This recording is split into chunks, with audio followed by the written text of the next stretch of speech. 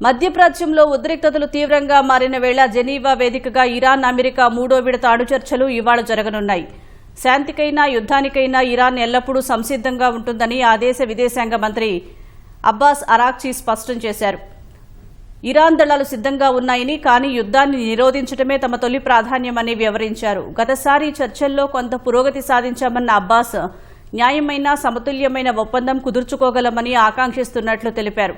పలు దేశాలు లేవనెత్తిన ఆందోళనలను పరిష్కరించేందుకు స్పష్టత ఇచ్చేందుకు సిద్ధంగా ఉన్నామని వివరించిన అబ్బాస్ అణు సాంకేతికతను శాంతియుతంగా ఉపయోగించుకునే తమ హక్కును వదులుకోవడానికి మాత్రం సిద్ధంగా లేమని తేల్చి చెప్పారు.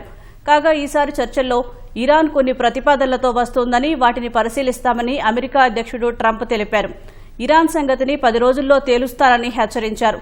ఈ నేపథ్యంలో ఇరాన్పై దాడికి సిద్ధంగా ఉన్నట్లు అమెరికా సైన్యం ట్రంప్నకు తెలిపింది. అటు ఇరాన్ కూడా భారీ ఎత్తున యుద్ధ విన్యాసాలు చేపడుతోంది.